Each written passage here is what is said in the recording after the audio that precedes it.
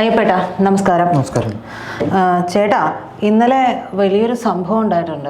നമ്മുടെ നാട്ടിൽ കവർച്ചയൊന്നും വലിയ പുതുമയുള്ള കാര്യമല്ല, പക്ഷേ ഇതിലൊരു പുതുമ തോന്നിയത് എന്ന് തോന്നിയത്, ഒരു ശ്രദ്ധിക്കപ്പെട്ടത് എന്ന് പറഞ്ഞിട്ടുണ്ടെങ്കിൽ പട്ടാപ്പകലാണ് അല്ലേ? പട്ടാപ്പകൽ 15 ലക്ഷം രൂപ. പക്ഷെ അത് മാന്യനായ കള്ളനാണ്. കാരണം അതിലൊരു 47 ലക്ഷം രൂപയോ മറ്റോ ഉണ്ടായിരുന്നു. അതിൽ ആൾക്ക് വേണ്ടത് മാത്രം എടുത്തിട്ട് പുള്ളി സ്ഥലം വിട്ടു. പക്ഷേ ഇത് ഈ പട്ടാപ്പകൽ കവർച്ച നടക്കണമെന്നുണ്ടെങ്കിൽ ഞാൻ ചോദിക്കുന്നത്, ബാങ്ക് ഒരിക്കലും അടച്ചിട്ടിട്ട് പോയിട്ടുള്ളൊരു സമയമൊന്നുമല്ല. നാട്ടുകാരാണെങ്കിലും എല്ലാവരും തന്നെ വളരെ വിജിലൻ്റ് ആയിട്ടിരിക്കുന്ന ഒരു സമയമാണത്. ആ സമയത്ത് ഇങ്ങനെ ഒരു കവർച്ച നടക്കണമെന്നുണ്ടെങ്കിൽ ഈ പറയുന്ന ബാങ്ക് ജീവനക്കാരുടെയോ മറ്റോ ഭാഗത്തുനിന്ന് എന്തെങ്കിലും ഒരു സഹായമില്ലാതെ അങ്ങനെ ഒരു കവർച്ചയ്ക്ക് അല്ലെ ഒരു പങ്കില്ലാതെ നടക്കുമോ എന്നുള്ളതാണ് ഞാൻ ആലോചിക്കുന്ന ഒരു വിഷയം. ചേട്ടൻ എന്താ അതിൽ തോന്നുന്നത്? പ്രീത പറഞ്ഞ പോലെ പട്ടാപ്പകൽ ഒരു വിഷയം, രണ്ട് അവരുടെ ലഞ്ച് ബ്രേക്ക് ആയിരുന്നു.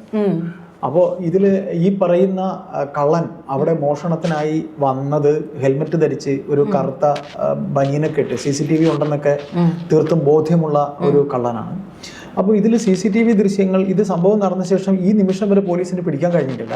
അപ്പോൾ പോലീസിന്റെ ഒരു നിഗമനത്തിൽ അവർ നോക്കുമ്പോൾ CCTVയുടെ ദൃശ്യങ്ങൾ നോക്കുന്നത് മെയിനായിട്ട് അവർ നോക്കുന്നത് ബാങ്കിനകത്തെ ജീവനക്കാർ ആരെല്ലാം ഫോൺ ചെയ്യുന്നുണ്ട്, അവരുടെ മൂവ്മെന്റ്സ്, ബാങ്കിനകത്തെ ജീവനക്കാരുടെ മൂവ്മെന്റ്സ്, അവർ എന്ത് ചെയ്യുന്നുണ്ട്, അവർ ആരോട് സംസാരിക്കുന്നുണ്ട്, ഈ പണം ആര് കൊണ്ട് വെക്കുന്നു, ആര് സൂക്ഷിക്കുന്നു, ഇങ്ങനെയുള്ള അവരുടെ മൂവ്മെന്റ്സ് പോലീസ് നിരീക്ഷിക്കുന്നുണ്ട്.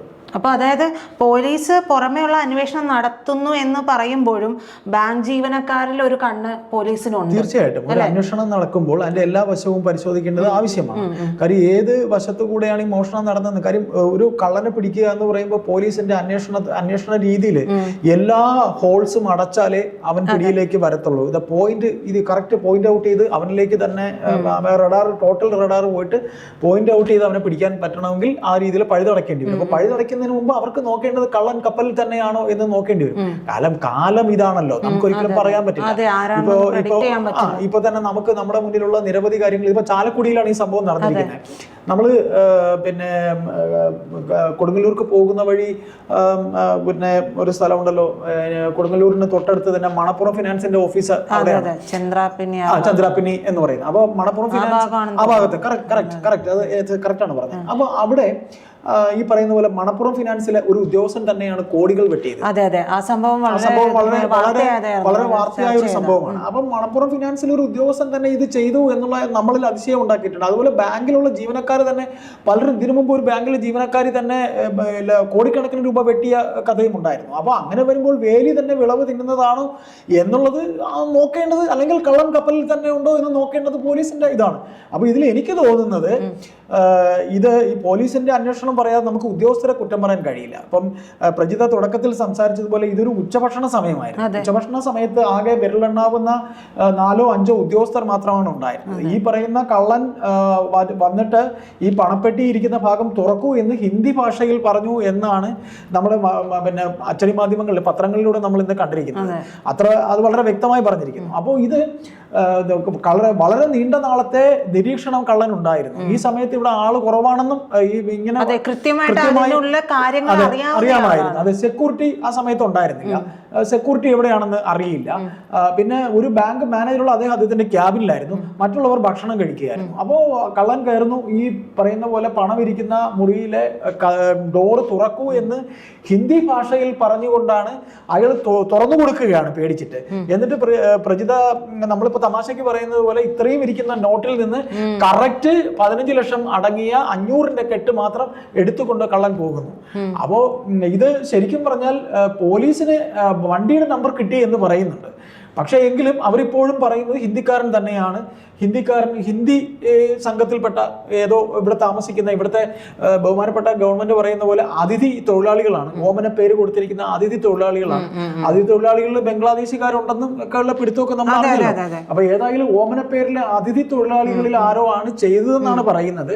പിന്നെ ബിഹൈൻഡ് ദ കർട്ടൻ ഇനി ആരെങ്കിലും ഇതിന്റെ പിന്നിൽ ഓപ്പറേഷൻ ഉണ്ടായിരുന്നോ എന്നുള്ള കാര്യം നമുക്കറിയില്ല. അപ്പോ പോലീസ് അന്വേഷണം നീണ്ടു പോകുന്നുണ്ട്. പോലീസ് അന്വേഷണം ഇപ്പോൾ അങ്കമാലിയിലും ആലുവയിലുമാണ്.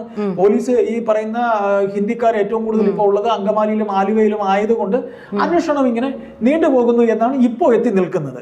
അതായത് ഇതില് കൃത്യം 3 മിനിറ്റാണ് ഈ കവർച്ചയ്ക്ക് എടുത്തിരിക്കുന്നത്. കൃത്യം 3 മിനിറ്റ്. അത്രയും വളരെ ആസൂത്രിതമായി പ്രൊഫഷണൽ ആയിട്ടുള്ള ഒരു കളർ. അതെ. അപ്പൊ ചേട്ടൻ ഇപ്പൊ പറഞ്ഞ പോലെ പോലീസ് ഒരു പക്ഷേ ഇപ്പോൾ എന്താ പറയാ പുറമേക്ക് ഇയാളെ പിടികിട്ടാനായിട്ടുള്ള ഒരു അന്വേഷണമൊക്കെ നടത്തുമ്പോഴും കൃത്യമായ രീതിയിൽ ഇതിലുള്ള ഈ ഉദ്യോഗസ്ഥർ 7 ജീവനക്കാരാണ്. 7 ജീവനക്കാരെയും കൃത്യമായി അവർ ചോദ്യം ചെയ്യുകയും, അതായത് നമ്മുടെ പോലീസ് നമ്മൾ ഇത്രയും ഒക്കെ കുറ്റം പറയുമ്പോഴും വളരെ വളരെ കണ്ണിങ് ആയിട്ടുള്ള പോലീസുകാരുണ്ട്. അവരുടെ വളരെ എഫിഷ്യന്റ് ആണ്. എന്ന് വെച്ചാൽ പിന്നെ ഈ കോഴികെട്ടവന്റെ തലയിൽ പൂടയുണ്ടോ എന്നവൻ അറിയാതെ തപ്പി നോക്കുന്നു എന്ന് പറയുന്നത് പോലെ എവറി മൂവ്മെന്റ്സ് അവർ വാച്ച്. അതായത് ഇവർ നമ്മുടെ പോലീസിനെ പറ്റി പറഞ്ഞിട്ടുണ്ടെങ്കിലേ ആ പോലീസിന്റെ കൈയും കാലും കെട്ടിയിടാത്ത എല്ലാ അന്വേഷണങ്ങളും അവർ മികച്ച രീതിയിൽ തന്നെ ചെയ്തിട്ടുള്ളതാണ്. അതുകൊണ്ട് ഈ കാര്യത്തിലും അത്തരത്തിലുള്ള ഒരു സംഭവം ഇല്ലാതെ എന്നുണ്ടെങ്കിൽ ഇവർ ഈ 7 ജീവനക്കാരെ ഉച്ചയ്ക്ക് മുന്നേ ഈ ഇതിന്റെ കള്ളനെ പിടിച്ചിരിക്കുമെന്നാണ് എനിക്ക് തോന്നുന്നത്. കാര്യം പോലീസ് വളരെ വിജിലന്റ്. കാര്യം ഇത്തരം കേസുകൾ എന്ന് പറഞ്ഞാൽ ഇത് വളരെ വളരെ സെൻസിറ്റീവായ ഒരു കേസാണ്. സെൻസിറ്റീവ്. ഇപ്പൊ നമ്മൾ അടുത്തിടയ്ക്കൊരു വാർത്ത നമ്മൾ കേട്ടിട്ടുണ്ടായിരുന്നു. അതായത് ചെന്നൈയിൽ നിന്നൊരു സംഘം, അതും ഈ തൃശ്ശൂർ തന്നെയാണ്, എവിടെ നമ്മുടെ വെറ്റിനറി കോളേജ് ഒക്കെ ഇരിക്കുന്ന സ്ഥലമുണ്ടല്ലോ, മണ്ണുത്തി ഭാഗത്തുനിന്ന് വരുന്ന വഴി അവിടെ വണ്ടിയിൽ നോട്ടം കൊണ്ട് വന്ന് ലോറിയിൽ വന്നത്, അതും ഏറ്റവും മികച്ചൊരു ട്രേസിങ്ങിലൂടെയാണ് അത് പിടികൂടിയത്. അപ്പൊ അതുകൊണ്ട് നമ്മുടെ ഒരു പരിമിതമായ അറിവിൽ, നമ്മുടെ പരിമിതമായ ഒരു പിന്നെ നിരീക്ഷണത്തിൽ എനിക്ക് തോന്നുന്നത് കള്ളൻ തന്നെ കള്ളൻ ഒന്നുകിൽ ഇതിനകത്തുനിന്ന് ചൂണ്ടിക്കൊടുത്തതോ അല്ലെങ്കിൽ നീണ്ട നാളത്തെ കാര്യം നമ്മൾ ക്രൈസി ഗോപാലൻ എന്ന സിനിമയിലൊക്കെ കാണുന്നത് പോലെ, അല്ലെങ്കിൽ ഹരിശ്രീ അശോകൻ ചെയ്തിരുന്ന കഥാപാത്രങ്ങൾ പോലെ ഇതിൽ ഈ കള്ളൻ വെൽ ടാലന്റഡ് ആണ്. വെൽ ടാലന്റഡ് എന്ന് പറഞ്ഞ് ഉദ്ദേശിക്കുന്നത് ആസൂത്രണം ഭയങ്കരമായി ചെയ്തിട്ടുണ്ട്. അപ്പോൾ ആസൂത്രണം ചെയ്ത് വെറും 3 മിനിറ്റ് കൊണ്ട്, ഇപ്പം പ്രജിത പറഞ്ഞ പോലെ കറക്റ്റ് കൃത്യമായി ആ നോട്ട് എടുക്കുക എന്ന് പറഞ്ഞാൽ 3 മിനിറ്റ് കൊണ്ട് അവൻ എടുത്തിട്ടുണ്ട് എന്നുണ്ടെങ്കിൽ നിരീക്ഷണമായിരുന്നു. ഈ സമയത്ത് ഇവിടെ 7 പേരെ കാണുള്ളൂ. അവർ ഊണ് കഴിക്കാൻ ഇന്നരെല്ലാം പോകും. കാര്യം ബാങ്ക് ആകുമ്പോൾ അവരുടെ ഒരു ലൈഫ് സ്റ്റൈലിൽ കാര്യം ഈ കസ്റ്റമേഴ്സിന് 2:30 മണി വരെയും, കാര്യം ഇപ്പോൾ പഴയതുപോലെ ഈ ഡിജിറ്റൽ വന്ന ശേഷം ആരും ഇങ്ങനെ ക്യാഷിൽ നിന്ന് വന്ന് പേയ്മെന്റ് വാങ്ങുന്നതൊക്കെ കുറവാണ്, വളരെ കുറവാണ്. അപ്പൊ ഈ ചാലക്കുടി പോലൊരു സ്ഥലത്ത് തീർച്ചയായിട്ടും ഇതൊരു ആളൊഴിഞ്ഞ സ്ഥലം ആയിരിക്കും, കുറച്ചെങ്കിലും അങ്ങനെ ആവാനാണ് സാധ്യത. അപ്പോൾ അങ്ങനെയുണ്ടെങ്കിൽ നീണ്ട നാളത്തെ ഒരു നിരീക്ഷണത്തിന് ശേഷമാണ് ഇയാൾ വന്നിട്ടുള്ളത്. 2 അയാൾ മുഖം മൂടിയിരുന്നു, ഹെൽമറ്റ് വെച്ചിരുന്നു, കറുത്തൊരു ഫുൾ പിന്നെ സ്ലീവ് ആയിട്ടുള്ള ഒരു ജാക്കറ്റ് ഒക്കെ ഇട്ടിട്ടാണ് വന്നിരിക്കുന്നത്. തീർച്ചയായിട്ടും ഇത് നമ്മൾ നോക്കുമ്പോൾ ഇതിനകത്ത് നമുക്ക് മനസ്സിലാക്കാൻ കഴിയുന്നത് ഇനി നമ്മുടെ സംശയമാണ്, ഇനി ഈ ബാങ്കിനകത്തുള്ള ആർക്കെങ്കിലും ഇതിനകത്ത് പങ്കുണ്ടോ? ബലമായ സംശയം ഇതിൽ നിന്ന് എവിടെയെങ്കിലും ഒന്നില്ലെങ്കിൽ ഈ 7 പേരിൽ ഒരാൾക്ക് ഇതിൽ എന്തെങ്കിലും നമുക്ക് അങ്ങനെ പറഞ്ഞു വെക്കാൻ കഴിയില്ല എന്നുണ്ടെങ്കിലും നമുക്കൊരു സംശയമാണ് അവരിൽ എന്തെങ്കിലും, അതായത് ഒരു തരത്തിലുമുള്ള ഒരു ഇൻഫർമേഷൻ പോലും തുറക്കട എന്ന് പറയുമ്പോൾ തുറന്നു കൊടുത്തിരിക്കുക, തിരിച്ച് പ്രതിരോധിക്കണ്ടേ? അല്ലെ പിന്നെ നമ്മൾ ആണുങ്ങൾ എന്ന് പറയുമ്പോൾ പോട്ടെ, സ്ത്രീകളാണെങ്കിൽ പോട്ടെന്ന് വെക്കാം.